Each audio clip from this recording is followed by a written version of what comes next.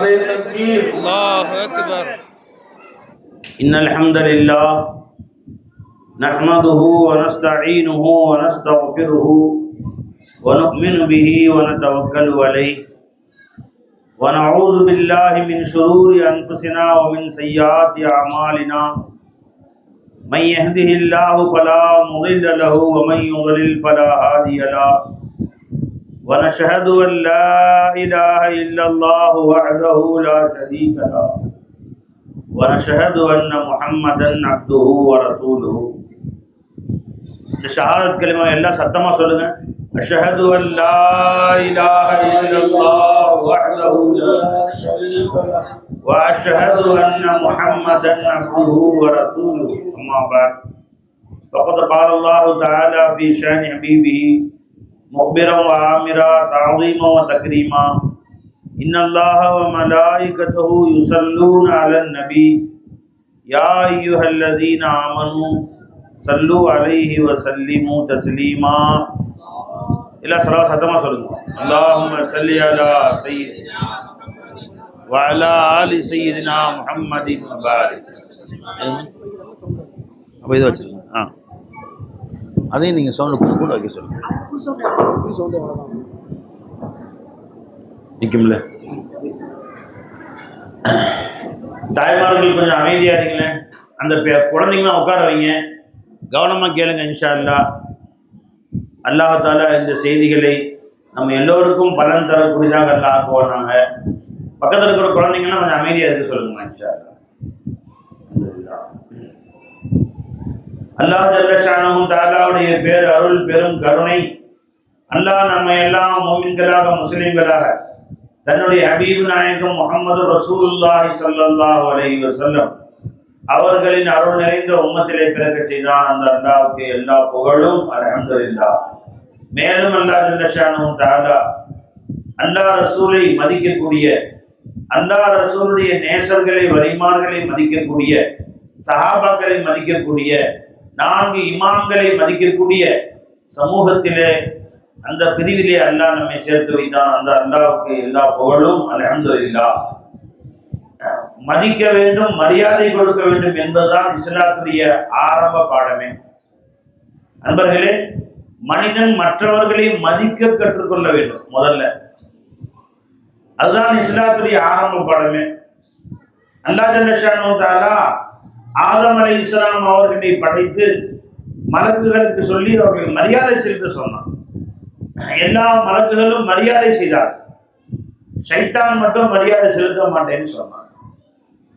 அல்லாஹ் தஆலா கேட்டான், ஏன்பா மரியாதை, ஏன்பா நீ ஆதம் நபிக்கு மரியாதை செய்யல?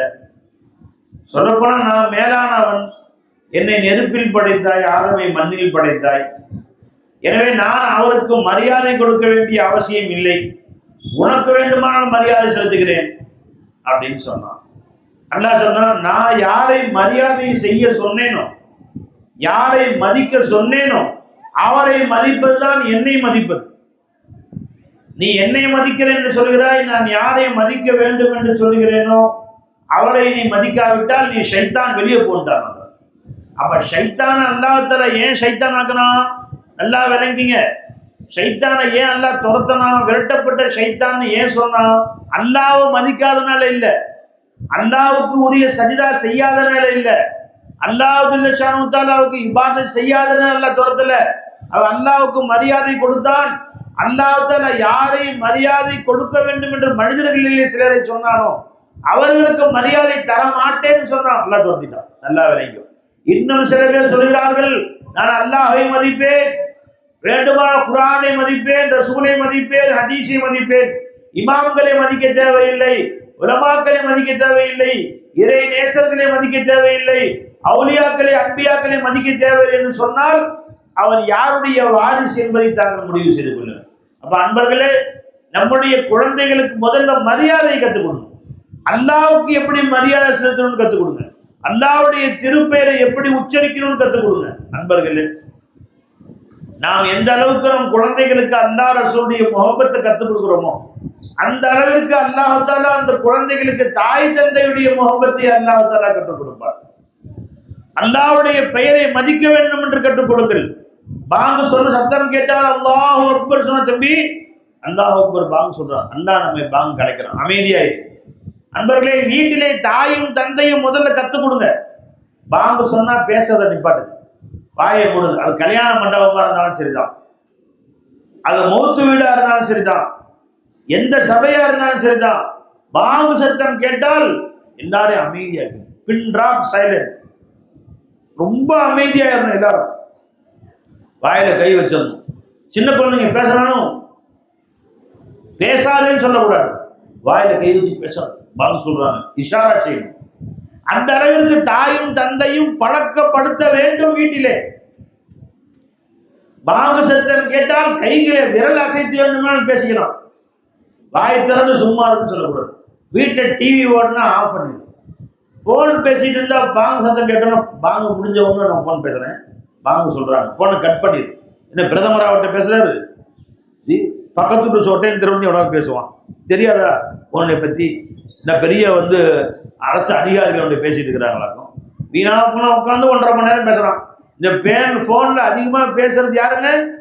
வீண் பேச்சு, வெட்டி பேச்சு, மணிக்கணக்கில். வியாபாரிகளும் வியாபாரத்தை பத்தி பேசுவாங்க. மற்றவங்க எல்லாம் படுத்துக்கிட்டு தலைவாணி காலு கொடுத்தாலும் கை கொடுத்தாலும் அப்புறம் சொல்லு என்னாச்சு நீ காலையில, எந்த ஊருக்கு கதை பேசுறதுதான், வம்பு பேச போன் வச்சுட்டு உட்காந்துருக்காங்க, தெரியாது. பாங்கு சத்தம் கேட்டால் அதற்கு மரியாதை கொடுப்பதற்கு தாயும் தந்தையும் நீங்கள் பழகி கொடுங்கள். அல்லாஹ்வுடைய பேருக்கு மரியாதை செய்ய பழகி கொடுங்கள். நண்பர்களே, அந்த மரியாதை அந்த திருவருடைய உள்ளங்கள்ல இருக்கும். குர்ஆனை மதிக்க கற்றுக் கொடுங்கள். ஒரு காலம் இருந்தது, குர்ஆனை பள்ளிக்கு மக்கள் சுமந்து செல்வார். எப்படி? தலையில வச்சுதான் கொண்டு போவோம், கீழே வச்சு கொண்டு போக கூடாது. ஒரு காலம் இருந்த பிள்ளைகள் பள்ளி வீட்டிலிருந்து பள்ளிக்கு மக்தபு குர்ஆன் எப்படி கொண்டு போவாங்க? தலையில வச்சு கொண்டு போவாங்க, இல்லையா நெஞ்சோட நெஞ்சாக அணைச்சு கொண்டு போவாங்க. அல்லாஹ்வுடைய குர்ஆன்டா, குர்ஆனுக்கு மரியாதை கொடுறா, அந்த குர்ஆனை ஒது இல்லாம தொடாதடா, மரியாதை கொடு குர்ஆனை. அல்லாஹ்வுடைய ரசூலுடைய செய்திகளுக்கு மரியாதை கொடுக்க சொல்லி கற்றுக் கொடுத்தாங்க. குர்ஆன் தான் ஒது இல்லாம தொடலாம், பெண்கள் சுத்தம் இல்லாம கூட தொடலாம் என்று எப்ப நீ உள்ளத்தோட மரியாதை எடுத்தையோ, நீ இஸ்லாமிய சமுதாயத்துடைய மரியாதை எல்லாம் கல்பொட்டி எடுத்துட்டான். அது வரைக்கும் இஸ்லாமியர்களோட மரியாதை இருந்துச்சு மக்களுக்கு மத்தியில. நீ அல்லாஹ்வுடைய மரியாதை எடுத்து பாங்குக்கு மரியாதை இல்லை. பள்ளிவாசல உட்கார்ந்து புறம் பேசிக் கொண்டிருக்கிறான். பள்ளிவாசல்ல பாங்க சொல்றாங்க, பேச்சு தொடருது. நீ என்னடா பாங்க மதிக்கிற? நீ ஒரு முஸ்லீம் என்ன மதிக்க சொல்றது? நான் முஸ்லிம்ஸ் பாங்க மதிக்கிறாங்க. மேடைகள்ல தலைவர்கள் பேசிக் கொண்டிருக்கிற பொழுது பாங்க சத்தம் கேட்டா, பிரதமரா இருக்கட்டும் யாரா இருக்கட்டும், பாங்க முடிஞ்சவன பேசுறேன்னு அவர் உட்கார்றாரு கீழே. நீ முஸ்லிம் சமுதாயத்தை சார்ந்தவன், நீ பள்ளிவாசலுக்கு உள்ள உட்கார்ந்து பாங்கை மதிக்காவிட்டு ஹவுசடியில உட்கார்ந்து பேசிட்டு இருக்கிற, ஒழுங்கு ஸ்டேஷன்ல உட்கார்ந்து பேசிட்டு இருக்கிற, எப்படி உனக்கு மரியாதை வரும்?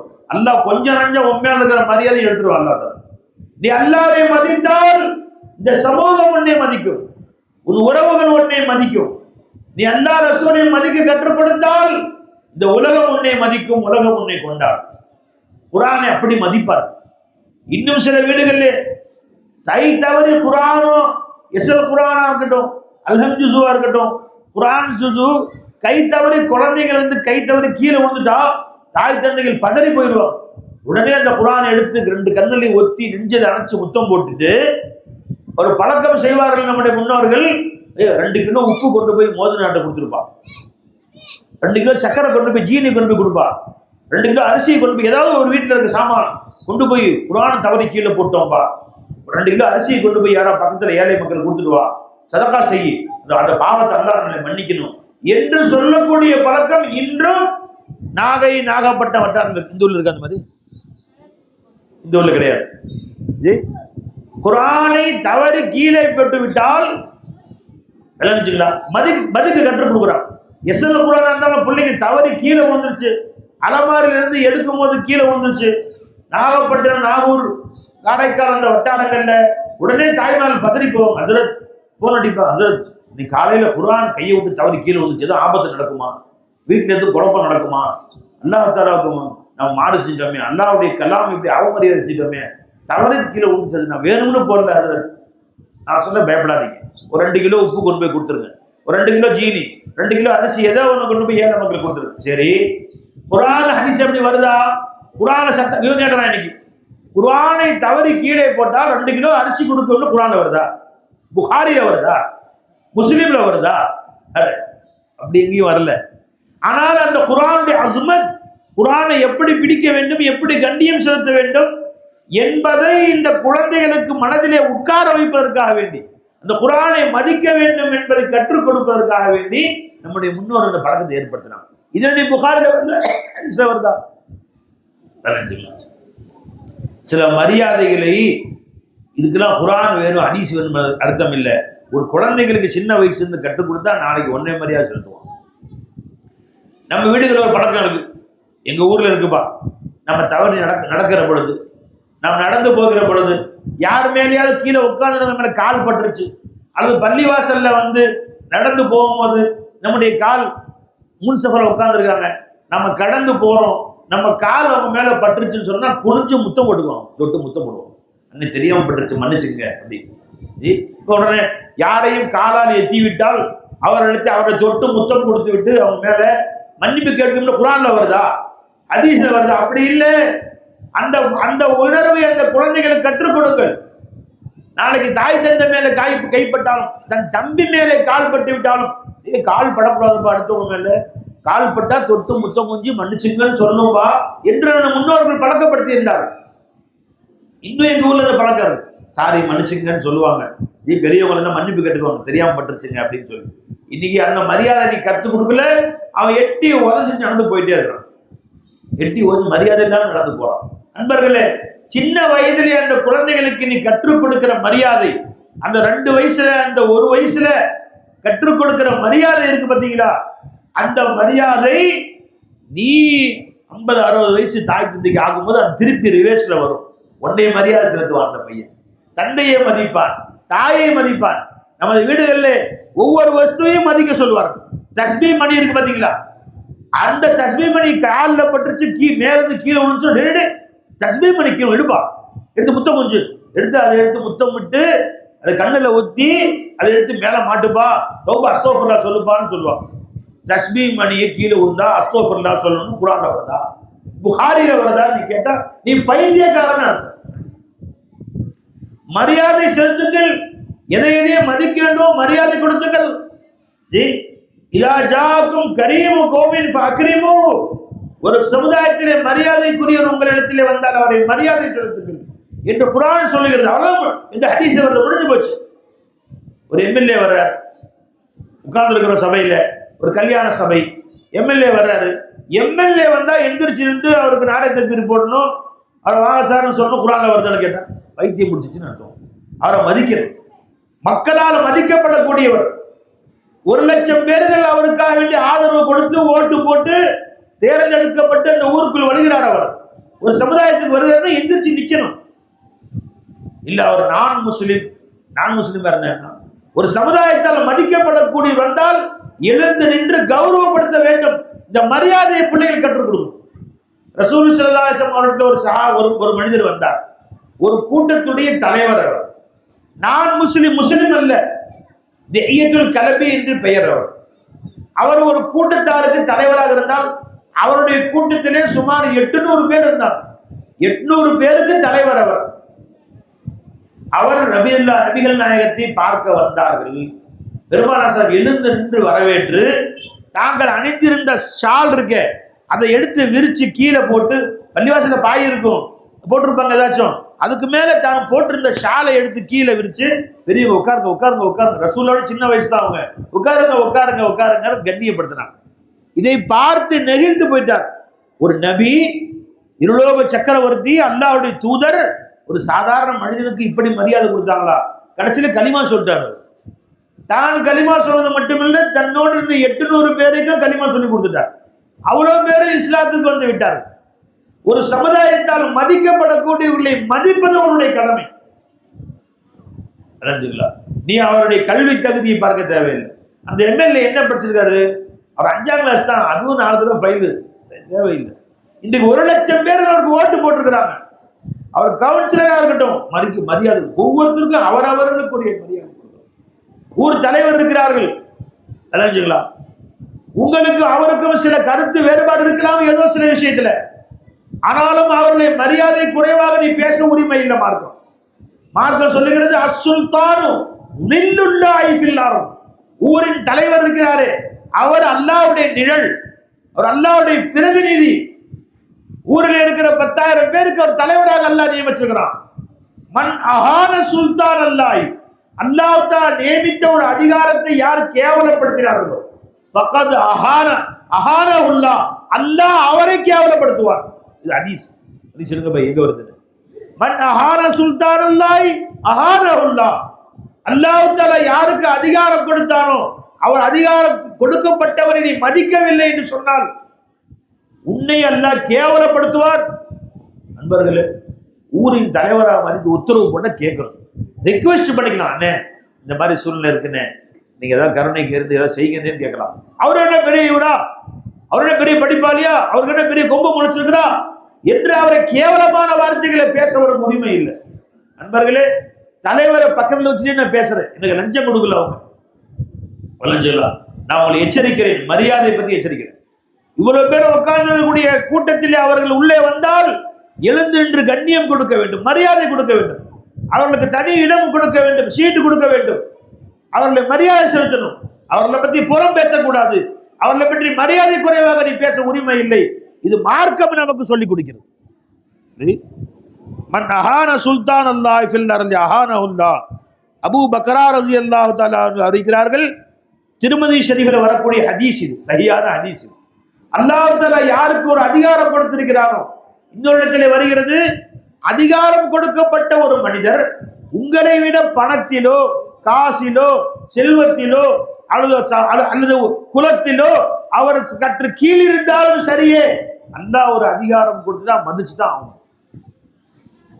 வலவு அபுதன் ஹபஷியன், ஒரு கருப்பு நிற அடிமை, அவருக்கு அல்லாஹ் ஒரு பொசிஷன் கொடுத்துட்டான், ஒரு அதிகாரத்தை கொடுத்துட்டான்.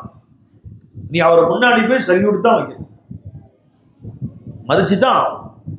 போலீஸ் டிஐஜி வர்றார், வண்டி நிப்பாட்டுறாரு, அவர் என்ன கேஸ்ட் சார், நீங்க ஷெட்யூல்டு கேஸ்டா நீங்க? நான் யார் தெரியுமா? வண்டி ராங் ரூட்ல போயிட்டாரு, பிடிச்சாரு போலீஸ் இன்ஸ்பெக்டரோ போலீஸ் சர்க்கிள் இன்ஸ்பெக்டரோ பிடிச்சாரு. நீ கேட்க முடியுமா அவர்கிட்ட போய், நீ தாழ்த்தப்பட்ட சமுதாயத்தை சேர்ந்தவர், நான் உயர்ந்த சமுதாயம், எனவே நீங்க கேட்க உரிமை இல்லைன்னு சொல்ல முடியுமா? வண்டி சீஸ் பண்ணி உடனே உள்ள வச்சிருவான், வண்டியை உள்ள வச்சு உடனே உள்ள வச்சிருவான். அங்க மரியாதை கொடுக்குறல்ல, அவருடைய காஸ்ட் என்னன்னு பாக்குறது இல்ல, அவருடைய சமுதாயம் என்னன்னு பாக்குறது, அவருடைய சாதி என்ன, மதம் என்னன்னு பாக்குறது இல்ல, அவருக்கு கொடுக்கப்பட்ட மரியாதை. இந்த காக்கி சட்டைக்கு ஒரு மரியாதை ஒரு கல்வி இருக்கு. அதே மாதிரி யாரா இருந்தாலும் மரியாதை கத்துக் கொடு, தலை குனிந்து வாழ பழக்கி கொடு. அல்லாஹ்வுடைய நல்லடியார்கள் எப்படிப்பட்டவர் என்றால், பூமியில எல்லாரும் முன்னாடி தலை குனிஞ்சுதான் நடப்பார், எல்லாரும் முன்னாடியும் அல்லாஹ் சொல்றார் குர்ஆன்ல பணிந்து நடப்பார். யாருமே நெஞ்ச நிமித்தி நடக்க மாட்டார். நெஞ்ச நிமித்தி நடந்த அந்த நெஞ்ச அல்லாத நிமித்தவே முடியாம அல்லாஹ்கிறோம். யார் பணிந்தார்களோ அல்லாஹ் அவரை காப்பாற்றுவோம். கஜா புயல் வீசுல இந்த ஊர்ல தென்னை மரம்லாம் போயிடுச்சு, எத்தனையோ மரங்கள், ஆயிரக்கணக்கான மரம் போயிடுச்சு. இல்ல எனவே தென்னை மரங்களே ஆயிரக்கணக்கான மரம் போயிடுச்சு. ஆனா அந்த கஜா புயல் தென்னை மரத்துக்கு கீழே புல்லு முளைச்சிருந்துச்சு, ஒரு புல்லு கூட பறக்கல. ஏங்க அது ஒரு புல்லு கூட உடையில பறக்கல, அது சேதமுறையில். ஏன்னு கேட்டா புயல் அடிச்சுச்சா அந்த புல்லு தலை குடிஞ்சிடும், போயிட்டே இருக்கு சார், தலை குடிஞ்சுக்கும். சரி நீங்க போங்க. எவ்வளவு வேகமா காத்து வச்சா புல் என்ன செய்யும்? தலையை குடிஞ்சுக்கும், அது மடங்கிக்கும், நிமிடாது, காத்து பாட்டுக்கு போயிடும். காத்துலாம் போயிட்டீங்களா சார், போங்க நல்லா சந்தோஷமா போயிட்டோம், போயிட்டு முடிச்சிங்களா, அப்புறம் மறுநாள் காலை நிமிந்து நின்றுக்கும். எதுங்க? அந்த புல்லு எல்லாரும் வந்தாலும் தலை குடிஞ்சு நடக்கும். தென்னை மரம் அப்படி இல்லை, காத்து வேகமா அடிச்சா இப்படி திரும்ப என்னையே எதுக்கு திரும்ப வரும், அப்படியே திரும்ப வேகமா அடிச்சு திரும்ப வர மறுபடியும் 3வது தடவை வரும், திரும்ப வரும். 3வது வாட்டி காத்து அதை உடச்சு கீழே போடும். என்னையே எது வர்றையா, நான் யார் தெரியுமா? கஜா புயல் அப்படின்னு அதை அப்படியே உடச்சு கீழே போட்டுரும். எதிர்த்து நிற்கக்கூடியவர்களை கீழே தள்ளி விடுவான், மடக்கி விடக்கூடியவர்களை காற்று ஒன்றும் செய்யாது. அதே மாதிரி அல்லாஹ்வுடைய கதா, இது கஜாது அல்லாஹ்வுடைய கதா. உன்னை நோக்கி வருகிற பொழுது யார் தன்னை தவாதுவாக பிறரிடத்திலே பணிவோடு, தாய் தந்தை இடத்திலே பணிவோடு, நபிமார்களிடத்திலே பணிவோடு, வலிமார்களிடத்திலே பணிவோடு உறவு முறைகளிடத்தில் பணிவோடு அன்போடு பாசத்தோடு நடந்து கொள்கிறார்களோ அவர்கள் பணிவை எடுத்து இருக்கிறது அல்லாஹ் அவங்களை ஒன்றும் செய்ய மாட்டான். என்ன கேட்க யார் இருக்கு நெஞ்ச நிமித்தம் பாருங்க. அது சில பேருக்கு இளமை திமுருன்னு சொல்றது, என்னை கேட்க யார் இருக்கிறான், அல்லது பண திமுருன்னு சொல்றது, அல்ல அதிகார திமுருன்னு சொல்றது. அதை வச்சு என்னை கேட்க யார் என்ன கேட்டுருவானாவே என்று சொல்கிறாய் அல்லவா, அவர்களை மடக்கி அடக்கி ஒடித்து போடுவது அல்லாஹ்வுடைய வேலை. நான் தான் பெரியார், நீ என்ன பெரியார் கொடுக்காத, பெரியார் நான் ஒருத்தன் தாயா, அல்லாஹ் ஒருத்தன் தான் பெரியவன். அல்லாஹு அக்பர், அல்லாஹு அக்பர், அல்லாஹ் ஒருத்தன் தான் பெரியவன்.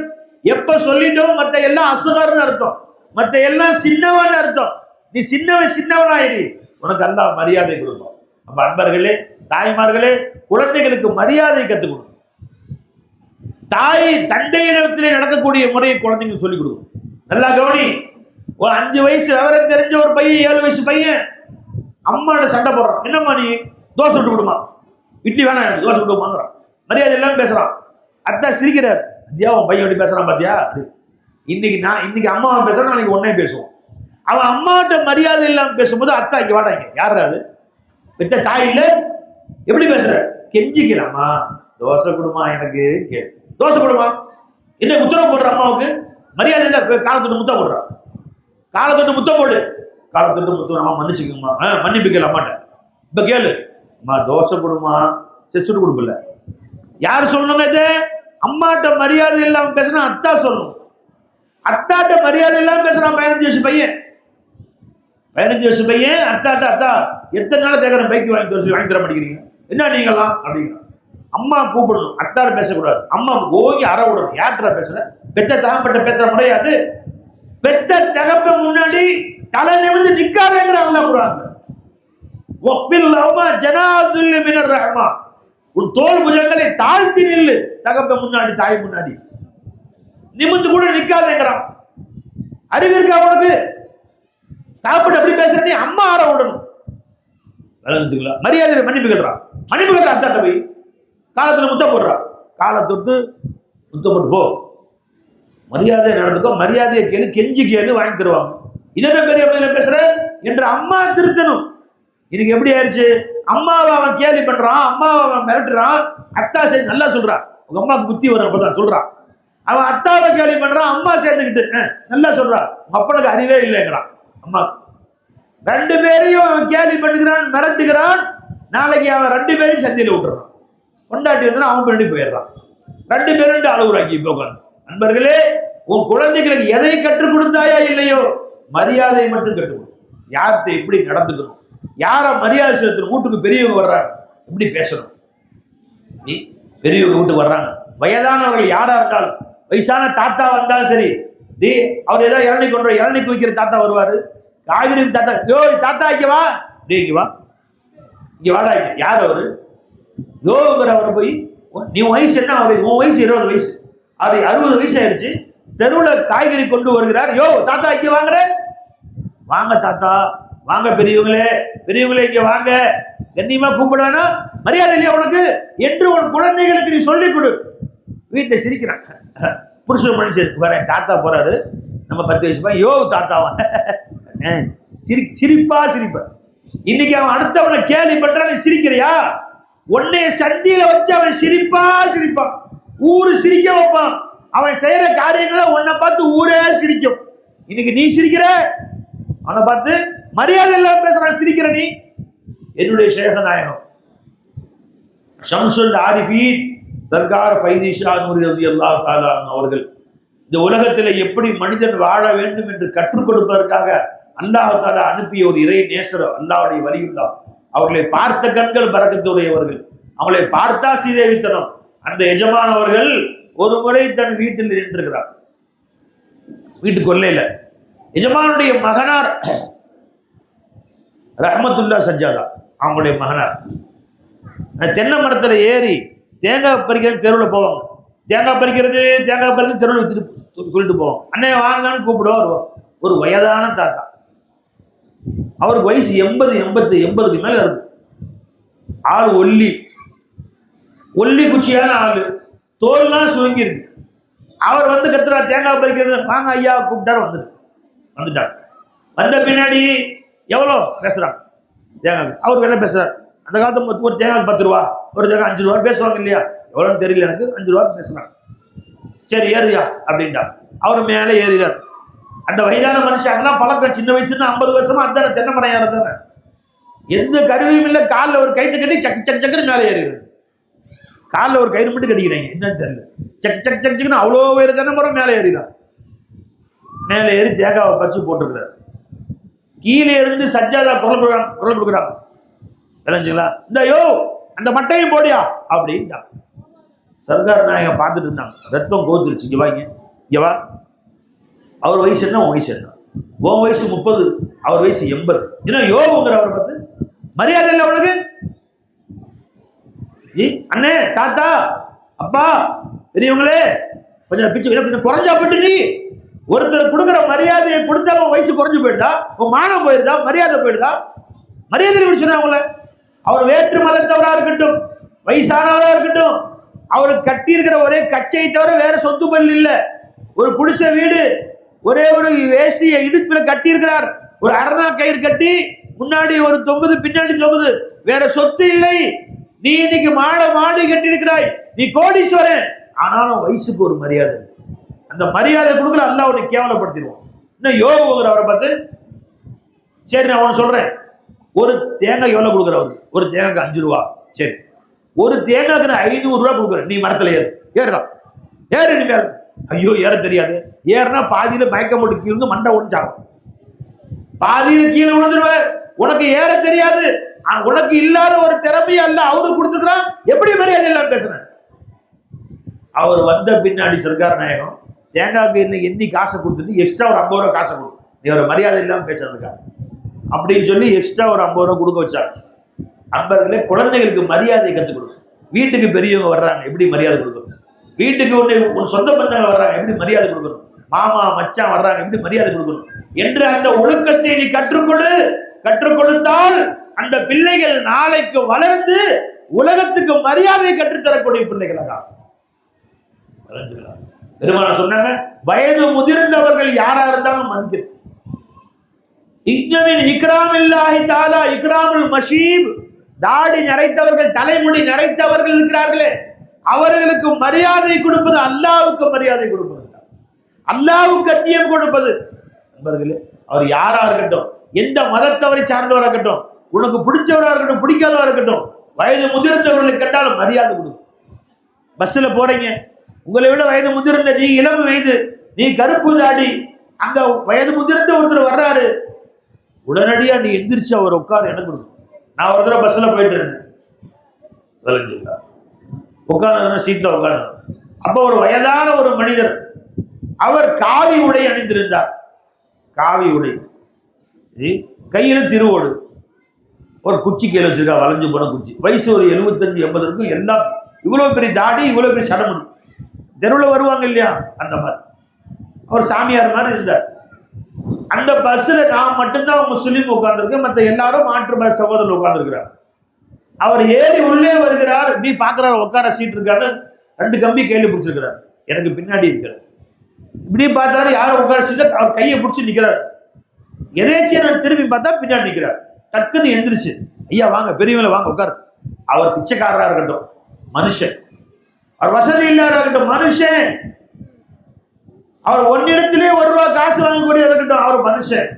மரியாதையா கொடு, இல்லைன்னா அல்லாஹ் தஆலா உன் மரியாதையை எடுத்துருவான். உடனடியா நான் எந்திரிச்சு, ஐயா வாங்க பெரியவங்களை போய் ஒரு கையை பிடிச்சி என் சீட்ல உட்கார வச்சேன். அவ்வளவுதான் நான் செஞ்சேன். நான் நின்றுக்கிட்டு வந்தேன்.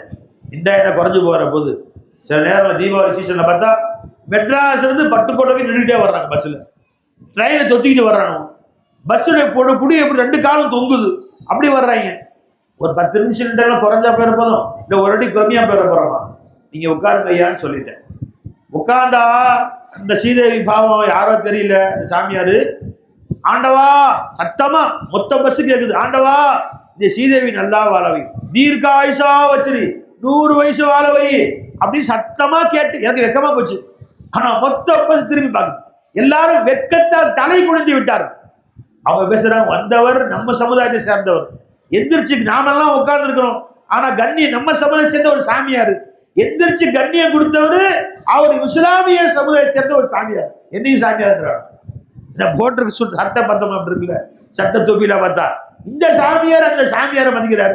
நாமெல்லாம் உட்கார்ந்து இருக்கிறோமே என்று அவர்கள் சொல்லுகிறார். நண்பர்களே, யாரா இருந்தா என்ன, வீட்டுக்கு வரக்கூடிய பிச்சைக்காரனா இருந்தாலும் மார்க்கம் சொல்லுகிறது உன் வீட்டுக்கு வரக்கூடிய பிச்சைக்காரன் விரட்டாத. வந்து கேட்கிறார் ஐயா கையில இருந்தா கொடு, அல்ல கஞ்ச பிசினாரியா கொடுக்காத. வீட்டுல எதுவும் இல்லாம இருக்கும்.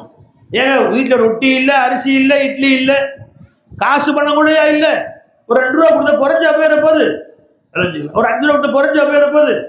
என்ன செய்யணும்? 5 ரூபா கொடுக்க முடியல, கொடுக்க மனசு வரலையா, சும்மா இருக்கு, அடுத்த விடு பாருங்க, மாஃப் செய்யுங்க, அடுத்த விடு பாருங்க அப்படின்னு சொல்லுங்க. ஐயா ஐயா ஐயா கேட்டு இருக்க போடாங்கிற இருக்கிற துரத்தும் கண்ணத்துக்கு அடிக்க போடா சொல்லக்கூடாது. கத்துவாரு, கொஞ்ச நேரம் கத்துவாரு, பேசாம போயிடுவார், அவ்வளவுதான். இதுல போய் அவர் சொல்ல வேண்டியது ஒண்ணும் இல்லையே, அவரை சொல்ல வேண்டிய, அவருக்கு மனசை கேவலப்படுத்த வேண்டிய அவசியம் இல்லையே, அதுக்கு அவர் திட்ட வேண்டிய அவசியம் இல்லையே, எந்த வார்த்தையும் பேசக்கூடாது. ஏன்? அவரும் அவருடைய அம்மாவுடைய வயிற்றுல 10 மாதம் இருந்து வெளியே வந்தவர் தான், அம்மனமா தான் வந்தாரு. நீ அம்மனமா தான் வெளியே வந்து வரும்போது 2 தங்க கட்டி கொண்டு வந்து கேட்கும், 10 பவுன்ல 2 தங்க கட்டி அம்மாவை வச்சு எடுத்துட்டு வந்தியா நீங்க? 2 கையை திறந்து போட்டா 2 தங்க கட்டி வேலைச்சுங்களா? இவர் கையில மட்டும். அவர் எப்படி வந்தாரோ அப்படித்தான் நீயும் வந்த. ஒரு தக்தீர்ல அல்லாஹ் தஆலா கொடுக்கிற கையாக்கி, அவர் தக்தீர்ல வாங்குற கையாக்கி, உன் வாசலுக்கு அவரை வர வச்சு நிக்க வச்ச அல்லாஹ் நேர் தலையில மாத்தி உன்னைய அல்லாஹ் தஆலா வாங்குற கையாக்குறதுக்கு எவ்வளவு நேரம்? அல்லாஹ் தஆலா குடிசையில் வாழ்பவன் குடிகட்டி பறப்பது அவனது செயலால். ஒரு நொடியினில் வாழ்க்கையை மாற்றிடும் விஷயம் அவனுக்குத்தான் தெரியும். எல்லாமே அவன் கையில் இருக்கு. அதனால மரியாதையா நடந்துக்கும். அல்லாஹ் சொல்றான், உன் வீட்டுக்கு வரக்கூடிய பிச்சைக்காரனை கூட அவன் மரியாதை செய்யாது. ஐயா வாங்க ஐயா, ஐயா 5 ரூபாய் இருந்துச்சு கொடுத்துட்டீங்க ஐயா, நீங்க அடுத்த ஒரு பார்த்துங்க. 5 ரூபாய்க்கு டீ கூட குடிக்க முடியாது, 10 ரூபாய்க்கு கடையில் டீ வாங்கி விற்கிற இல்லைக்கு 5 ரூபாய் தர்றிய நீ, சரிங்க இருந்தது கொடுத்துட்டேன் மன்னிச்சுங்க ஐயா என்று பேசு. இல்லையா கதவை சாத்திட்டு அவன் வீட்டுக்குள்ள போயிரு, ரொம்ப நேரம் நின்று அவர் போயிடுவார், அவ்வளவுதான். மரியாதை குறைவாக பேசாது யாரா இருந்தாலும் சரி. தெரிஞ்சுக்கலாம். அப்ப குழந்தைகளுக்கு நீங்கள் முதல்ல மரியாதை கற்றுக் கொடுங்க, எல்லாரையும் மதிக்கிறதுக்கு கற்றுக் கொடுங்க, எல்லார்ட்டையும் அன்பா பேச கற்றுக் கொடுங்க, உறவினர்கள்ட்ட எப்படி பேச கற்றுக் கொடுங்க. மாமன் மச்சான் பெரியவங்க வர்றாங்க, அவங்க எப்படி மரியாதை செலுத்தணும் கற்றுக் கொடுங்க.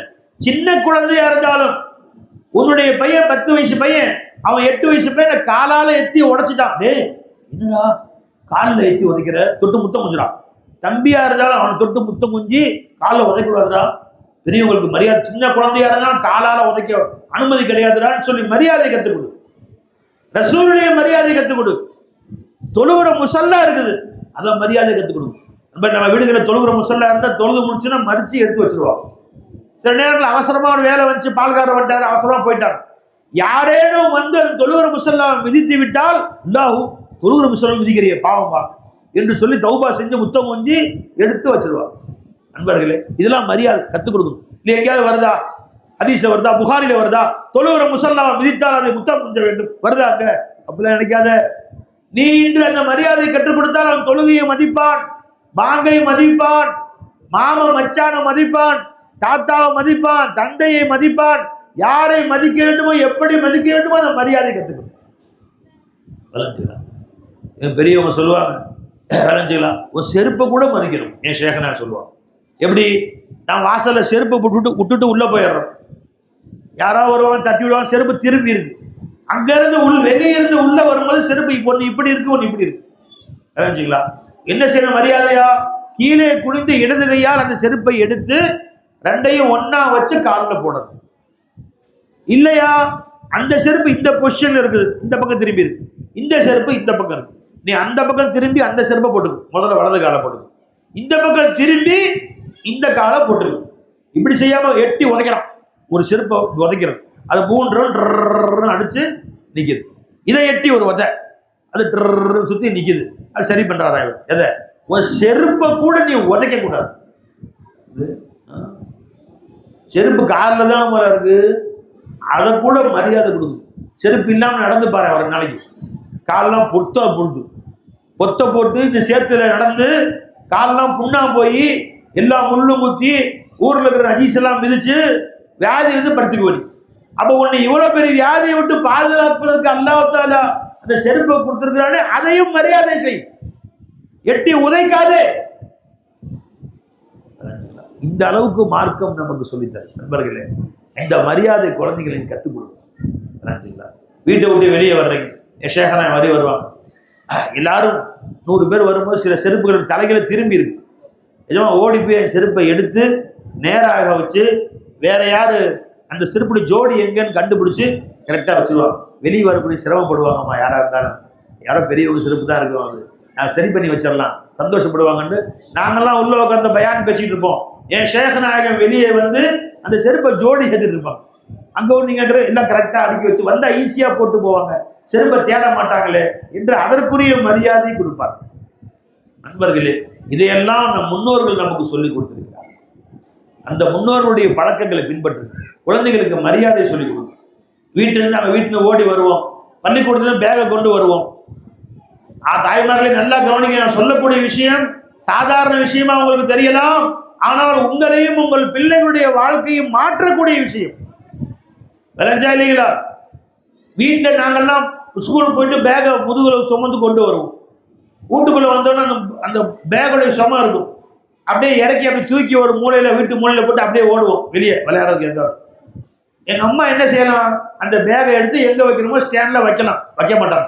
எங்க வா வெளியே நாங்கள் குழந்தைங்க வா தம்பி இங்க வா கூப்பிடுவோம்.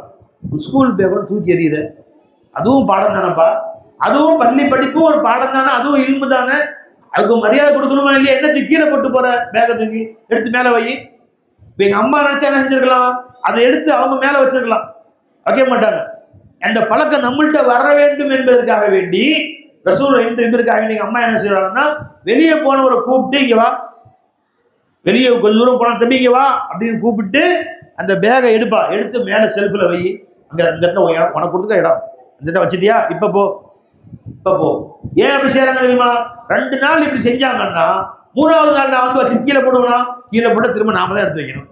வரும்போதே தூக்கி அந்த வச்சா என்ன என்று நானாக அதை பழகிக் கொள்ளுவேன் என்பதற்காக வேண்டிய இந்த பழக்கத்தை செய்தார்கள். வாயால் சொல்லலாம், தம்பி இனிமேல் பேக் கீழே வைக்காத, இப்ப எடுத்து வச்சுட்டா இனிமேல் நான் வைக்க மாட்டேன்னு சொல்ல செய்ய மாட்டான். ரசூலுல்லாஹி ஸல்லல்லாஹு அலைஹி வஸல்லம் அவர்களை பார்க்க ஒரு சிறுவர் வருகிறார். தாய்மார்ல கேக்குது, சொல்றது விளங்குதா உங்களுக்குலாம்? கச்சாமச்சா சத்தமா இருக்கு, விளங்குதாமா? கேக்குதாமா? எல்லாத்துக்கும் கேக்குதா? எல்லாருக்கும் கை தூக்கு பாவல, கேக்குதா? கை தூக்கு எல்லாரும். கேக்குதா? மாஷா அல்லாஹ், கடைசி வரைக்கும் கேக்குதா? இங்க எல்லாம் கேக்குதா? கேக்குதாமா? விளங்குதா இல்லையா? சரி, மாஷா அல்லாஹ். தண்ணி எஜமான தண்ணி. ஜஸாக்கல்லாஹ் ஹைர். பிஸ்மில்லாஹ்.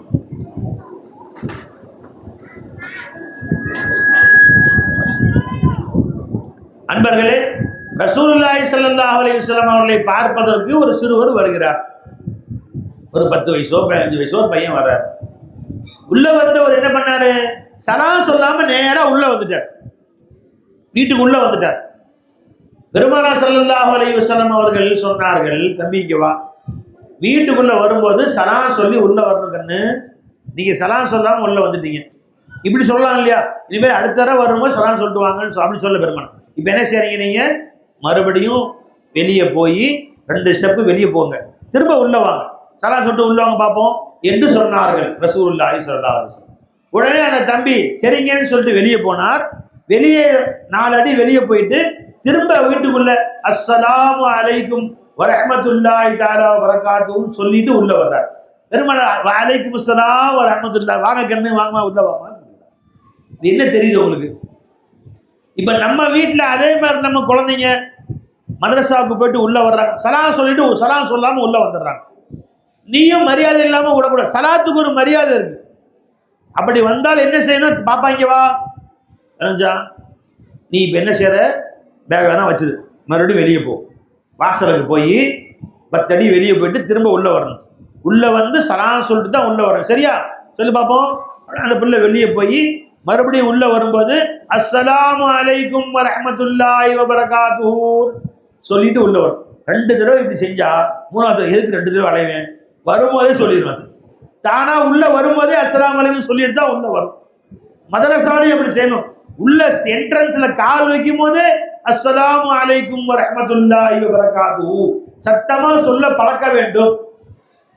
நண்பர்களே, இந்த மரியாதை பழைக்கணும். அதே மாதிரி வீடுகள்ல தாய்மார்கள் தன்னுடைய குழந்தைகள் பெண்கள், அதுவும் 5 வயசு 7 வயசு உள்ள பெண்மணிகள் தலையில முக்காடு இல்லாம இருந்தா, எங்க தாத்தா ஒருத்தங்க இருந்தாங்க, அவங்க பொம்பளை பிள்ளைங்க 3-4 பேர், யாராவது முக்காடு இல்லாம தாத்தா பார்த்துட்டா தலையில கொட்டு வச்சிருவாங்க.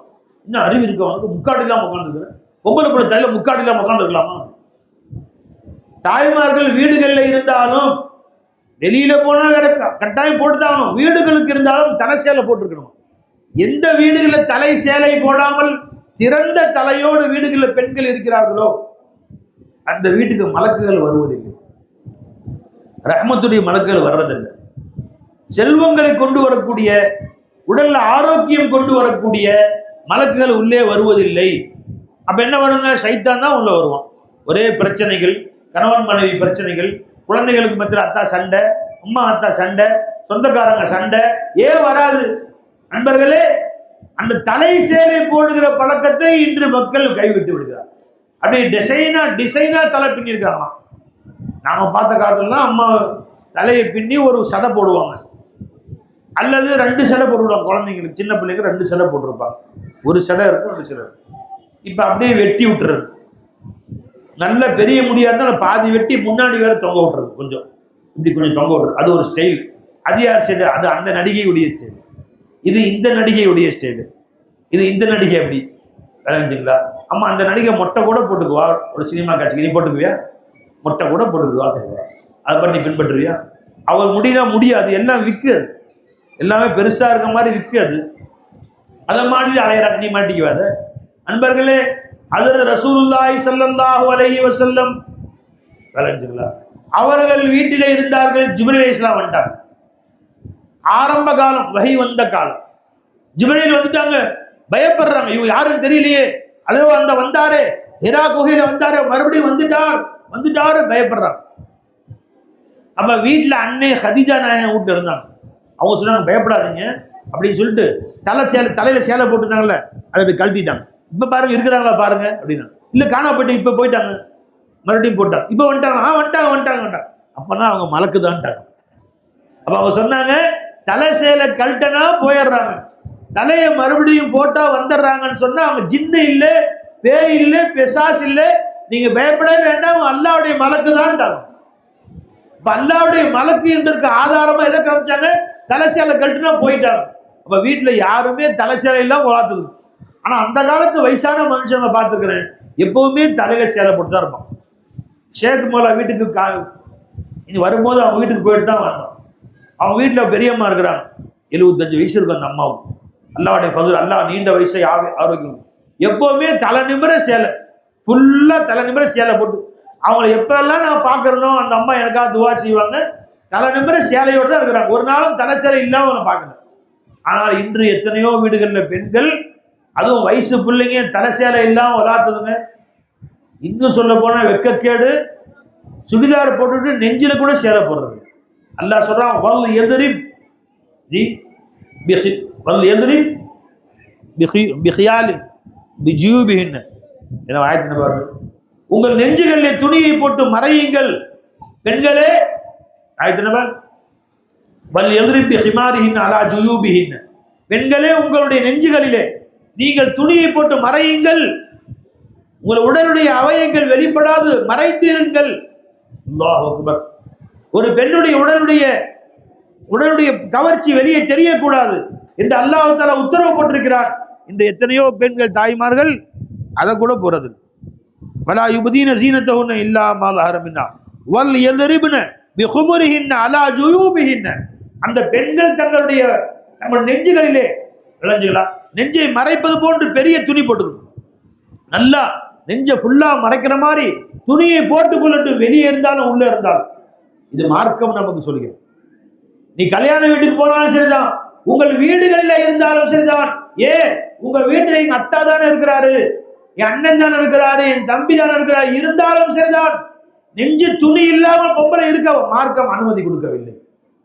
நல்லா காது கொடுத்து கேள். சுடிதார போட்டிருக்கிறீங்க விளைஞ்சுங்களா, நிறைய பெண்கள் வீடுகளிலே அந்த மேல போற துப்பட்டா போடுறது இல்லை. அந்த துப்பட்டா எப்படி போடணும்? அந்த சுடிதார் கூட இப்ப கொடுப்பான் ஸ்பெஷலா, அது இருக்கிறதே 3 இன்ச்சு தான் இருக்கும். இப்போ சுடிதார் ரெடிமேடா வாங்குறாங்களே பார்த்தீங்களா, அது 3 இன்ச்சு தான் இருக்கும் சுடிதார். அது துப்பட்டா அது பேரு 3 இன்ச்சு 4 இன்ச்சு இருக்கும். இது சும்மா போட்டுக்கிறது பேர். அது ஸ்டைலுக்கு போடுறது. அது துப்பட்டாவே இல்லை. விளைஞ்சுங்களா? அது உன்னுடைய கவர்ச்சியை இன்னும் எடுத்து காட்டுற மாதிரி கூடவே கூடாது. துப்பட்டானா அது அகலமே ஒரு 2, 3 அடி 4 அடி இருக்கணும். எந்த அளவுக்கு மறைக்க வேண்டும்? நீ தலையிலே அந்த துப்பட்டாவை போட்டு கட்டி கொண்டால் உன் இடுப்பு வரை உன்னை மறைத்துக் கொள்ள வேண்டும். விளைஞ்சுங்களா? இது என்ன? இதுக்கு இப்படி இஸ்லாம் கொடுமைப்படுத்து நினைக்காத. உன் மான மரியாதை பாதுகாக்க தான் மார்க்கம் சொல்லும். Daily paper எடுத்துப்பார்.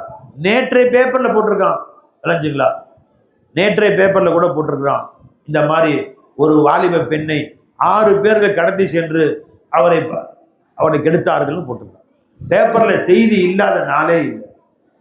அல்லாஹ் நம்ம அனைவரையும் காப்பாற்றுவாங்க. நீ நினைக்கலாம் வீட்டில் இருக்கக்கூடிய அம்மா தான் எங்க அண்ணன் இருக்கிறாங்க, அண்ணனா இருக்கட்டும் தம்பி இருக்கட்டும், அண்ணன் தம்பி இல்லாம இருக்கட்டும், யாருமே வீட்டில் இல்லாவிட்டும் அல்லாஹ் ரசூல் இருக்கிறாங்கல்ல, நீயும் உங்க அம்மாவும் தான் இருக்கிறீங்க. வயசு புள்ள இருக்கு, அம்மா இருக்குது, தலை சேலை போடக்கூடாத போட்டு தான் ஆகும். ரஹ்மத்துடைய மலக்கு வரணும் இல்லை?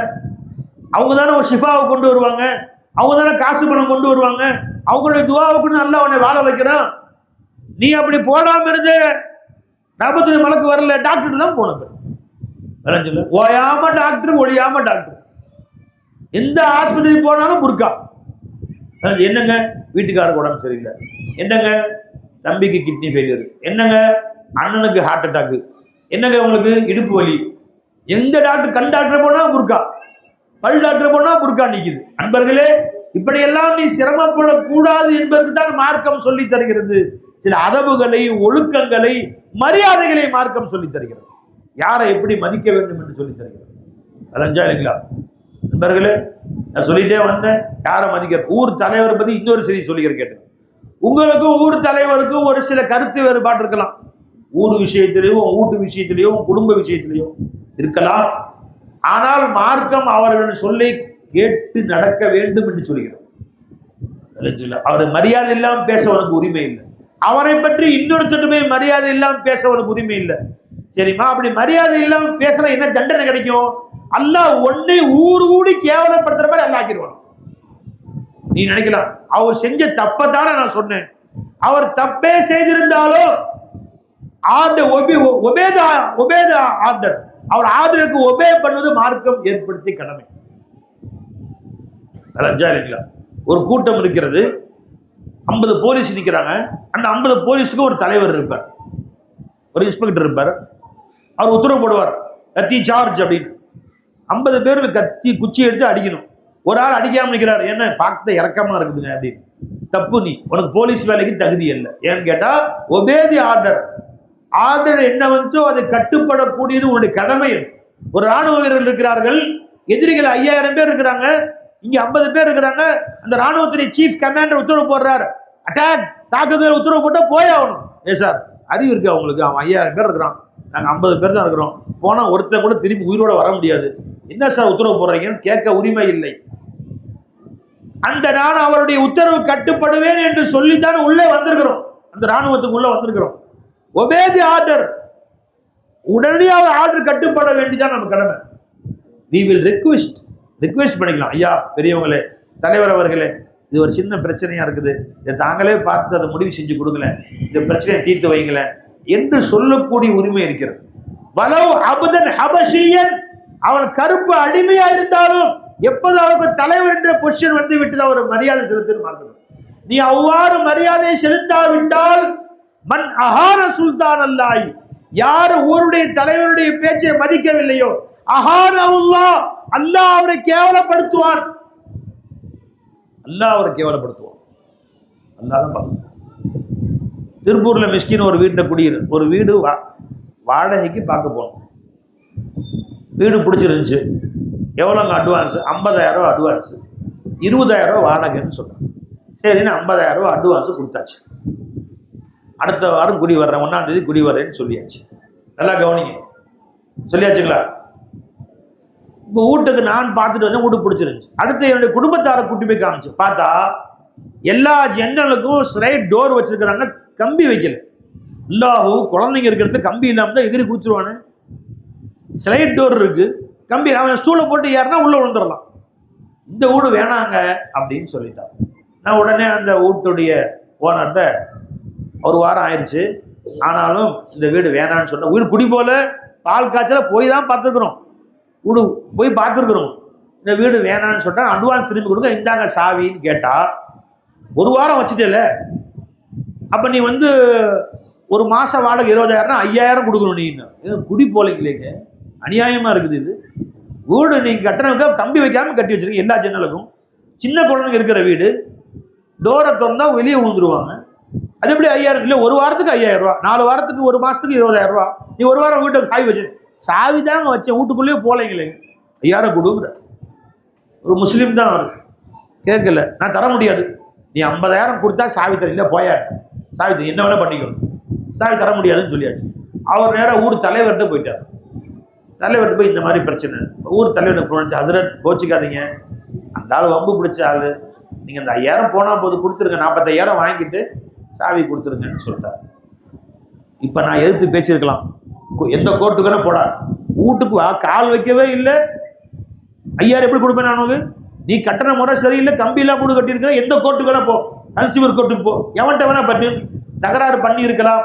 ஆனால் ஊர் தலைவர் என்று சொன்னார், அதில் நீங்கள் கொடுத்துருங்க. அந்த ஒரு உத்தரவுக்கு கட்டுப்பட்டு கொடுத்துட்டேன். ஏன்னா ஊர் தலைவர் சொல்லிட்டார், நல்லா கவனி, எனக்கு நஷ்டம் ஏற்படுகிறது, என் மான பிரச்சனையாக போச்சு, ஒரு வகையில் தர முடியாத தந்தே ஆகும் நிற்கிறான். ஊர் தலைவர் சொன்ன பின்னாடி அவர் கட்டுப்படுவது ஒபேதி ஆர்டர், மார்க்கம் நமக்கு சொல்லி தருகிறது. 45,000 வாங்கிட்டு சாவியை கொடுத்துட்டேன் ஆச்சுங்களா. இப்போ அல்லாஹ்வுடைய பழக்கம் என்ன? நீ ஊர் தலைவரை கேவலப்படுத்தினா உன்னை அல்லாஹ் கேவலப்படுத்துவான், நீ ஊர் தலைவருக்குன்னு ஒரு மரியாதை கொடுத்தா உன்னை அல்லாஹ் கண்ணியப்படுத்துவான். அது முடிந்த ஒரு 15-20 நாள் இருக்கும், ஒரு மாதம் இருக்கும். அதை விட அழகான வீடு, அதை விட பெரிய வீடு, 20,000 ரூபா அட்வான்ஸு, 15,000 ரூபா வாடகைக்கு அல்லாஹ் கொடுக்கணும் பாருங்க. அது 20,000 ரூபா கொடுக்கணும், அதை அல்லாஹ் மிச்சப்படுத்திட்டான். அப்போ அல்லாஹ் தஆலாவுடைய பேச்சை கேட்டேன், அதுக்கு அல்லாஹ் எனக்கு கொடுத்த கூலி என்னங்க? அதை விட சிறந்த 3 வீடு, 3 கட்டு வீடு, பெரிய வீடு, பெரிய குடும்பத்துக்கு பெரிய வீடு அல்லாஹ் கொடுத்தான். வாடகையும் குறைச்சி, அட்வான்ஸும் குறைச்சி, நல்ல வீடாக, காற்றோட்டமான வீடாக அல்லாஹ் கொடுத்தான். பார்த்தீங்களா, அல்லாஹ் இலாஹா இருக்கிறான். நமக்கு ரப்பு அல்லாஹ், நம்ம ஹாலிக் அல்லாஹ். அல்லாஹ் பேச்சை கேளுங்க, குழந்தைகளுக்கு அல்லாஹ்வுடைய பேச்சை கேட்கும்படி கற்றுக் கொடுங்கள். உன்னை பிள்ளைகளை அல்லாஹ் வாழ வைப்பான், அல்லாஹ் தஆலா வாழ வைப்பான் அந்த பிள்ளைகளை. நடந்த செய்தியை உங்கள்கிட்ட நான் சொல்றேன் அன்பர்களே. நீங்க யாராவது தப்பா நினைக்கலாம், வரும்போதே ஊர் தலைவர் ஃபோன் போட்டு சொன்னாரா, இல்லை லஞ்சம் கிஞ்சம் கொடுத்தாரான்னு விளைஞ்சிங்களா? நான் வரும்போது தான் அவங்கள பார்க்குறேன், வருஷம் ஒருக்கா பயானுக்கு வரும்போது தான் அவங்கள பார்க்குறேன். இந்த ஊரில் எல்லா ஊருக்கும் சேர்த்து சொல்கிறேன், கேட்டுருக்கு விளைஞ்சா இல்லைங்களா? ஆக அன்பர்களே, குழந்தைகளுக்கு மரியாதையை கற்றுக் கொடுத்தால், ஒரு மிஸ்வாக்கு எப்படி மரியாதை செய்யணும்னு கற்றுக் கொடுங்க, சுன்னத்தான சுருமா போட கற்றுக் கொடுங்க, ஃபஜ்ர் தொழுகையை கற்றுக் கொடுங்க குழந்தைகளுக்கு. முதல்ல பாங்க சொல்லிட்டாங்க எந்திரிச்சு போ, பள்ளிவாசலுக்கு போ. எந்த வீட்டிலே ஃபஜ்ர் தொழுகாமல் அந்த தாயோ தகப்பனோ குழந்தைகளை தூங்குகின்றார்களோ அந்த வீட்டுக்கு முசீபத்தான், முசீபத்தான், முசீபத்தான். நீ என்ன செஞ்சாலும் அந்த முசீபத்து போகவே போகாது. நீ தாவிசி போட்டாலும் போகாது, நீ ஓதி பார்த்தாலும் போகாது, மந்திரிச்சாலும் போகாது, போகவே போகாது. தரித்திரம், தரித்திரம் நீங்காத தரித்திரம். மரியாதையாக வீட்டில் பாங்கு சொன்னார்களே, ஆனால் 5 மணி ஆச்சா பாங்கு சொன்னார்களா, எழுந்து பிள்ளைகளை கணவரை எழுப்பி பள்ளிவாசலுக்கு அனுப்பு. நீ இன்று கணவரை பள்ளிவாசலுக்கு அனுப்புவதற்கு நீ முயற்சி செய்யவில்லை என்றால், தாய்மாரை ஞாபகம் வச்சுங்க, ஆஸ்பத்திரிக்கு நீ தான் கூட்டிட்டு சுத்தணும். ஹார்ட் அட்டாக் வந்துருச்சு புருஷனுக்கு, இங்கே போகலாமா, பட்டுக்கோட்டை போகலாமா, தஞ்சாவூர் போகலாமா, கோயம்புத்தூர் போயிடலாமா, இல்லை மெட்ராஸ் போகலாமா, நீ தான் தூக்கிட்டு சுத்தணும். மரியாதையாக ஞாபகம் வச்சுக்கணும். எந்த குழந்தைகளை தொழுகை இல்லாமல் பழகுகிறீர்களோ அந்த குழந்தைகளுக்கு வரக்கூடிய ஆபத்துகளை உங்களால் தடுக்க முடியாது. யார் ஃபஜ்ர் தொழுது விட்டு வீட்டை விட்டு கிளம்புகிறார்களோ அவர்களுக்கு அல்லாஹ்வுடைய பொறுப்பிலே, ரசூலுடைய பொறுப்பிலே, நீ திம்மத்தில்லாஹி வ திம்மத்தி ரசூலி, வீட்டை விட்டு வெளியே கால் வைக்கும் போது பிஸ்மில்லாஹி தவக்கல்து அலல்லாஹ் கால் வை. டேய் தம்பி, அவன் வெளியே போயிட்டான், இங்கே உள்ளவா. வீட்டை விட்டு வெளியே வரும்போது சலாம் சொல்லணும், வீட்டை விட்டு வெளியே போகும்போது பிஸ்மில்லாஹி தவக்கல்து அலல்லாஹ் சொல்லணும். உன் பையன் ஸ்கூலுக்கு போறான், வெளிநாடு போறான், வெளியூர் போறான், எழுச்சிங்களா, வீட்டை விட்டு வெளியே கால் வைக்கிறாங்க, தாய்மார் ஐயோ வா வா வா சொல்லாம கால் வச்சுட்டேன், உள்ளவா, பிஸ்மில்லாஹி தவக்கல்து அலல்லாஹ்னு வெளியே கால் வை. விளைஞ்சுங்களா? வீட்டை விட்டு வெளியே கால் வைக்கும்போது பிஸ்மில்லாஹி சொல்லுவாய், தவக்கல்து அலல்லாஹ், அவ்வளவுதான் சொல்லிவிட்டு லா ஹவுல வலா குவத்த இல்லா பில்லாஹ். நீ சொல்லிட்டு உள்ள போனா திரும்பி வர்ற வரைக்கும் அல்லாஹ்வுடைய கேரண்டி, இன்சூரன்ஸ். இது அல்லாஹ்வுடைய இன்சூரன்ஸ். எத்தனையோ ஊர்களில் போனான், வெளிநாட்டுக்கு போயிட்டு இருந்தாருங்க. வரும்போது கூட யாரோ சொன்னாங்க, போயிட்டு இருந்தாரு, ஆக்சிடென்ட் ஆயிடுச்சு, நிறைய பேருக்கு அடிபட்டுருச்சுன்னு சொல்லி காமிச்சாங்க. எத்தனையோ இடத்துல பைக்கில் அடிபட்டு 2 பேரும் ஸ்பாட் அவுட்னு சொன்னாங்க. 3 பேர் சொன்னாங்க. அல்லாஹ் நம்ம அனைவரையும் பாதுகாப்பானாங்க, அனைத்து மக்களையும் அல்லாஹ் தஆலா பாதுகாப்பானாங்க. அதுக்கு இன்சூரன்ஸ் என்னங்க? பிஸ்மில்லாஹி தவக்கல்து அலல்லாஹ். பையன் காலையில வீட்டை விட்டு வெளியே போறான், ஸ்கூலுக்கு போறான், விளையாட போறான், மதரசாவுக்கு போறான், எதுக்கு போறாலும் சரிதான். இல்லவா அஸ்ஸலாமு அலைக்கும் வரஹ்மத்துல்லாஹி வபரகாத்துஹு பிஸ்மில்லாஹி தவக்கல்து அலல்லாஹ்னு சொல்லிட்டு லா ஹவ்ல வலா குவத்த இல்லா பில்லாஹ்னு சொல்லிட்டு வீட்டை விட்டு வெளியே கால் வை என்று பழக்கு. அவன் 10 அடி தூரம் போயிட்டாலே, இங்க முடியா, வா வா சீக்கிரம் உள்ள வா. உள்ள வந்து அம்மாவுக்கு சலாம் சொல்லிட்டு, அத்தாவுக்கு சலாம் சொல்லிட்டு, பிஸ்மில்லா சொல்லி வெளியே கால் வைன்னு பழக்கு. இந்த பழக்கம், நீ என்று பழக்கக்கூடிய இந்த பழக்கம் அவன் மௌத்து வரைக்கும் இருக்கும். அவன் 80 வயசானாலும் இந்த பழக்கம் அவன் கூட இருக்கும். நண்பர்களே, இந்த பழக்கங்களை பழக்கி கொடுக்கத்தான் நம்முடைய மதரசாவை இங்கு உண்டாக்கி இருக்கிறோம். அல்லாஹ்வுடைய ஃபضலை கொண்டு சுமாராக 150 மாணவர்கள் இதை பழகி கொண்டிருக்கிறார்கள். நம்முடைய எல்லா மாணவர்களுக்கும் ஒவ்வொரு வீட்டிலையும் இங்கு பிள்ளைகளை சேர்த்து வைக்கும். நண்பர்களே, எந்த பிள்ளைகளும் மதரசாவிலே ஓதாமல் இருக்கக்கூடிய எல்லா பிள்ளையும் அனுப்பி வைக்கும். அதே மாதிரி தாய்மார்கள், உங்களுக்காக வேண்டி நிஸ்வான் மதரசாவும் திறக்கப்பட்டிருக்கிறது. உங்கள் வீட்டிலே ஒவ்வொரு பிள்ளைகளையும் இங்கே அனுப்பி வையுங்க. பிள்ளைகளை 8ஆம் கிளாஸ் 10ஆம் கிளாஸ் படிச்சாங்களா பொம்பளை பிள்ளைங்க, அதுக்கு மேலே எங்கள் காலேஜில் அனுப்ப கூட தேவையில்லை. மதரசாவில் வந்து மார்க்கம் படித்து கொடுங்க. பிஎஸ்சி படிக்குதுங்க, எம்காம் படிக்குதுங்க. அந்த பிள்ளைங்க கல்யாணம் முடிச்சு கொடுத்தா 3 மாசம் தலாக்காய் வீட்டுக்கு வந்துடுது. ஏன்னா அந்த படிப்புல மரியாதை சொல்லி தரதில்லை. பிஎஸ்சிலையோ பிகாம்லையோ பிஏலையோ பிஏ லிட்டரேச்சர்லையோ எப்படி புருஷனுக்கு செய்ய வேண்டிய மரியாதை என்ன, மாமனாருக்கு செய்ய வேண்டிய மரியாதை என்ன, மாமியாவுக்கு செய்ய மரியாதை புக்கில் இருக்காது. 10th புக்கில் இருக்கா பை? 10th புக்கில் உன் மச்சனுச்சி எப்படி மதிக்கணும், உன் மச்சானுக்கு என்ன மரியாதை கொடுக்கணும், நாத்தனா எப்படி மதிக்க வேண்டும், அதை பற்றி ஏதாவது புக்கில் 10th புக்கில் 8th புக் அண்ணே +2 புக்கில் இருக்கா? கரப்பாம்பூச்சியின் படம் வரைந்து பாகங்களை குறி. ஆமாம், மாமியா வீட்டுக்கு போன முதல்ல கரப்பாம்பூச்சி பிடிச்சி இதை நீ படம் வரைஞ்சி பாகங்களை குறி மாமியா சொல்ல போது. அதை மட்டும்தான். இமயமலையை அளப்பது எப்படி எதுங்க 10th ட்ரிகோனமெட்ரியில். ஆமாங்க, வீட்டுக்கு போனோம்னா முதல்ல தூணை அளந்து சொல்லு. மாமியா அதான் உத்தரவு போடுதா. போனால் மாமியாவை மதிக்க தெரியல, மாமனாரை மதிக்க தெரியல, நாத்தனாவை மதிக்க தெரியல, அந்த பிள்ளைக்கு எதுவுமே தெரியல. விளைஞ்சுங்களா? அதை கற்றுக் கொடுக்கறது தான் மார்க்கம். யாரை எப்படி மதிக்க சொல்வதுதான் குர்ஆன். எப்படி வாழ வேண்டும் என்று வாழ்க்கையை கற்றுக் கொடுப்பதா ஹதீஸ். ஆகவே இங்க உள்ள தாய்மார்கள் நான் கேட்டுக்கிறேன், இங்க எவ்வளவு பேர் வந்திருக்கிறீங்க? 200 300 பேர் வந்திருக்கிறீங்க. இவ்வளவு பேரும் நிஸ்வான் மசாலா ஓதணும். அது 10 வயது குழந்தை இருந்தாலும் 80 வயசு கிழவியா இருந்தாலும் சரி, கிழவி சொல்லி கோச்சுக்காதீங்க. சரி, 80 வயது முதிய பெண்மணியாக இருந்தாலும் சரி, என்ன போய் கிளவிங்க சில பேர்கள் விளைஞ்சுங்களா, அப்புறமா லிப்ஸ்டிக்லாம் போட்டு வந்துச்சு. 80 வயசு இருக்கும்.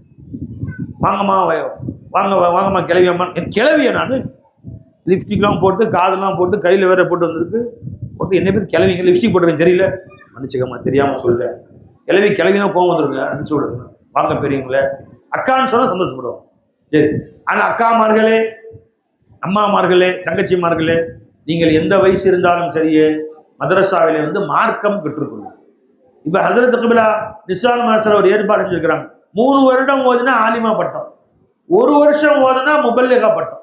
அந்த 1 வருஷம் பட்டத்துக்கு நீங்கள் வருஷம் ஆரம்பத்தில் சேர்க்கணும்னு அவசியம் இல்லை. இப்போ கூட சேர்ந்துக்கலாம், நாளைக்கே போய் கூட சேர்ந்துக்கலாம். வருஷத்தில் எந்த நேரம் வேணால் சேரலாம். அங்கே உங்களுக்கு குர்ஆனை கற்றுக் கொடுக்கப்படுகிறது, தஜ்வீது கற்றுக் கொடுக்கப்படுகிறது, மார்க்கத்தின் ஆரம்ப சட்டங்கள் கற்றுக் கொடுக்கப்படுகிறது, ஒழுக்க முறைகள், நபிமாருடைய வரலாறு, ரசூலுல்லாஹ்வுடைய வரலாறு கற்றுக் கொடுக்கப்படுகிறது, சில முக்கிய சட்டத்திலும் சொல்லித் தரப்படுகிறது. 1 வருடம் மார்க்கத்தை ஒரு வாழ்நாளெல்லாம் எவ்வாறு வாழ வேண்டும் என்ற ஒழுக்கத்தை கற்றுத்தரப்படுகிறது. எனவே என் வயசு போயிடுச்சு, 70 வயசு ஆயிடுச்சு, இனிமேல் நான் என்ன செய்ய போறேன்னு யோசிக்காதீங்க. 70 வயசானாலும் நீங்க போய் மதரசாவில் கொஞ்சமாவது மார்க்கத்தை கற்றுக்கொள்ளுங்கள். எனக்கு தான் குர்ஆனை ஓத தெரியுமே, தெரிஞ்சாலும் அந்த குர்ஆனை சரிப்படுத்தி கொள்ளுங்கள். நான் ஓதுற முறை சரிதானா, தஜ்வீது முறைப்படி ஓதுறேனா, வார்த்தைகளை ஒழுங்காக உச்சரிக்கிறேனா என்று தெரிந்து கொள்வதற்கான மதரசாவுக்கு செல்லுங்கள். அதே மாதிரி ஆண்கள் இருக்கிறீர்கள், அல்லாஹ்வுடைய ஃபضல்ல யாருக்கெல்லாம் ஓத தெரியவில்லையோ உங்களுக்கும் இன்ஷா அல்லாஹ் தஆலா மதரசாவில் ஏற்பாடு செய்திருக்கிறோம். நீங்களும் வந்து எனக்கு குர்ஆனை ஓதி கொடுங்கன்னு கேட்டுங்க. இன்ஷா அல்லாஹ் எத்தனை வயசானாலும் சரிதான், நான் குர்ஆன் ஓதவில்லை கற்றுக் கொடுங்க ஹதரத், அதை குர்ஆன் ஓதி இருக்கிறேன், அந்த சின்ன வயசுல மறந்துருச்சு, அதை ஒழுங்காக ஓத முடியல, தப்பாக ஓதுறேன், கற்றுக் கொடுங்க. அது வெக்கம் இல்லாமல் வந்து கேளுங்க. வெக்கப்பெற வேண்டிய ஒன்றும் இல்லை. மார்க்கத்தை கற்றுக்கொள்வதற்கு எந்த வயது தடையில்லை. எல்லாரும் வந்து கேட்டு ஓதிக்கொள்ளுங்கள். அல்லாஹ் நம்ம எல்லாருக்கும் ரஹ்மத் செய்வானாக. அல்லாஹ் இந்த ஊரை செழிப்பாக ஆக்குவானாக. இந்த ஊர் மக்கள் அனைவரையும் எல்லாம் மன்னிப்பானாக. இங்கிருந்து நாம் செல்லுகிற பொழுது அன்று பிறந்த பாலகராக செல்வதற்கு அல்லாஹ் தௌஃபீக் செய்வானாக. இந்த ஊரில் ஆண்கள், பெண்கள், குழந்தைகள் அத்தனை பேரையும் அல்லாஹ் மன்னிப்பானாக. யாரெல்லாம் இந்த ஊரில் என்ன கஷ்டத்தில் இருக்கிற கஷ்டங்களை எல்லாம் நீக்கி அருள் புரிவானாக. வியாதியஸ்தர்களுக்கு பரிபூர்ண ஷிஃபாவை கொடுப்பானாக. நம்ம வீடுகளில் யாரெல்லாம் உடம்பு சரியில்லாமல் இருக்கோம் அந்த அல்லாஹ் தஆலா அவங்க ஷிஃபாவை கொடுப்பானாக. நம்ம வீடுகளில் யாரெல்லாம் ஆண் பெண்கள் திருமணமாகாமல் இருக்காங்களோ அல்லாஹ் அவர்களுக்கு சாலியான ஜோடிகளை உண்டாக்கி கொடுத்து சிறப்பான ஒரு திருமணத்தை எளிமையாக நடத்தி வைக்க தௌஃபீக் செய்வானாக. திருமணம் ஆனவர்கள் வாழ்க்கையில சிரமப்பட்ட அந்த கணவன் மனைவிக்கு அல்லாஹ் நல்வாழ்வு நசீபாக்குவானாக. கணவன் மனைவிக்கு மத்தியில் ஒற்றுமையை அல்லாஹ் உண்டாக்கி தருவானாக. குழந்தை பாக்கியம் இல்லாதவர்களுக்கு அந்த பாக்கியத்தை அல்லாஹ் இந்த மஜ்லிஸுடைய பரக்கத்தால் நசீபாக்கி தருவானாக. எல்லோரும் ஒற்றுமையாக சண்டை சச்சரவு இல்லாமல் அன்போடு பாசத்தோடு வாழ்வதற்கு அல்லாஹ் தஆலா நமக்கு கற்றுக் கொடுப்பானாக. அப்படி வாழ்ந்து எல்லோரையும் கண்ணியப்படுத்தி மறுமையில் சென்று அல்லாஹ் தஆலாவை இரு கண்களால் பார்க்க அல்லாஹ் நசீபாக்குவானாக. ரசூலுல்லாஹி ஸல்லல்லாஹு அலைஹி வஸல்லம் அவர்களோடு சொர்க்கத்தில் இருக்கக்கூடிய பாக்கியத்தை அல்லாஹ் நம்ம எல்லாருக்கும் நசீபாக்குவானாக. அல்லாஹ் ஜல்ல ஷானஹு நல்ல மழையை இறக்கி இந்த ஊரை செழிப்பாக்குவானாக. வறுமையில் வாழக்கூடியவர்களுக்கு அல்லாஹ் அந்த வறுமையை நீக்கி அருள் புரிவானாக. வீடு இல்லாதவர்கள் அல்லாஹ் தஆலா வீடை ஏற்படுத்தி கொடுப்பானாக. ஒற்றுமை இல்லாத குடும்பங்களில் ஒற்றுமையை அல்லாஹ் ஏற்படுத்தி கொடுப்பானாக. அன்பையும் பாசத்தையும் அல்லாஹ் அதிகப்படுத்துவானாக. எல்லோருடைய வாழ்க்கையும் மறுமலர்ச்சியை அல்லாஹ் உண்டாக்கி தருவானாக. குர்ஆன் ஓத தெரியாதவர்களுக்கு குர்ஆனை கற்றுக் கொடுப்பானாக. தொழுகை இல்லாத வீடுகளுக்கு தொழுகை உள்ள வீடாக அல்லாஹ் மாற்றி தருவானாக. நாம் எல்லோரும் ஃபஜ்ர் தொழக்கூடியவர்களாக அல்லாஹ் தஆலா ஆக்குவானாக. 5 நேர தொழுகை ஜமாத்தோடு தொழக்கூடியவர்களாக நம் அனைவரையும் அல்லாஹ் தஆலா ஆக்கி அருள் புரிவானாக. வெளிநாடுகளில் வேலை செய்யக்கூடிய நம்முடைய ஊருக்காரர்கள் அல்லாஹ் சலாமத்தாக அல்லாஹ் தஆலா அழைத்து வருவானாக. அவள் கை நிறைய சம்பாதித்து அங்கேயும் இங்கேயும் கண்ணியமாக வாழ்வதற்கு அல்லாஹ் தஆலா தௌஃபீக் செய்வானாக. எப்படி ஒரு ஆரோக்கியத்தோடு அங்கே சென்றார்களோ ஆரோக்கியத்தோடு திரும்பி வருவதற்கு அல்லாஹ் தஆலா தௌஃபீக் செய்வானாக. எந்தெந்த துஆக்களை எல்லாம் ரசூலுல்லாஹி ஸல்லல்லாஹு அலைஹி வஸல்லம் கேட்டார்களோ அவற்றையெல்லாம் அல்லாஹ் நமக்கு கொடுப்பானாக. எவற்றை விட்டெல்லாம் பெருமன பாதுகாவல் தெரிந்தார்களோ அவற்றை விட்டெல்லாம் அல்லாஹ் நம்மை பாதுகாப்பானாக. அல்லாஹ் ஜல்ல ஷானஹு தஆலா நம்முடைய ஊர் தலைவருக்கு ஆஃபீஸ் சலாமத்தையும் நீண்ட வயசையும் நசீபாக்குவானாக. அல்லாஹ் ஜல்ல ஷானஹு தஆலா அவருடைய கண்ணியத்தையும் மரியாதையும் அதிகப்படுத்துவானாக. இந்த ஊருடைய எல்லா மக்களுக்கும் அல்லாஹ் எல்லா நல்வளங்களையும் உலகத்துடைய செல்வங்களையும் மறு உலக செல்வங்களையும் அல்ல தந்தல் புரிவானாக. நடக்கக்கூடிய இந்த மதரசாவை கியாமத் வரைக்கும் அல்லாஹ் நடக்க செய்வானாக. ஊருடைய ஒவ்வொரு குழந்தைகளும் அதை கொண்டு பலன் பெறக்கூடியவர்களாக அல்லாஹ் தஆலா ஆக்கி அருள் புரிவானாக. அல்லாஹ் இந்த மதரசாவுக்கு யாரெல்லாம் உதவி செய்தார்களோ அவருடைய வாழ்க்கையை அல்லாஹ் செழிப்பாக்குவானாக. இந்த மஜ்லிஸுக்கு யாரெல்லாம் உதவி செய்தார்களோ அல்லாஹ் அவர்களுக்கு செழிப்பாக்குவானாக. இந்த மஜ்லிஸுக்கு யாரெல்லாம் அணுவலோ உதவி செய்தார்களோ அவர்களுக்கு அவர்கள் கொடுத்ததற்கு 1க்கு 100 மடங்காக அல்லாஹ் கொடுப்பானாக. யாரெல்லாம் இதற்காக செலவுக்கு பணம் கொடுத்தார்களோ அவர்களுக்கு 1க்கு 100ஆக 1க்கு 1000ஆக பல லட்சமாக அல்லாஹ் திருப்பி கொடுப்பானாக. அல்லாஹ் தஆலா அவர்கள் வீடுகளில் வியாதி இல்லாமல் பாதுகாப்பானாக. வந்த வியாதி துரத்துவானாக. டாக்டருக்கு போய் செலவழிக்காம அல்லாஹ் பாதுகாப்பானாக. லட்சக்கணக்கான ரூபா டாக்டருக்கு கொண்டு போய் கொடுக்காம அல்லாஹ் பாதுகாப்பானாக. அல்லாஹ் எல்லா நன்மைகளையும் அனைத்து தந்தல் புரிவானாக. வாஹிரு தாவானா அல்ஹம்துலில்லாஹி ரப்பில் ஆலமீன். அஸ்ஸலாமு அலைக்கும் வரஹ்மத்துல்லாஹி தஆலா வபரகாத்துஹு.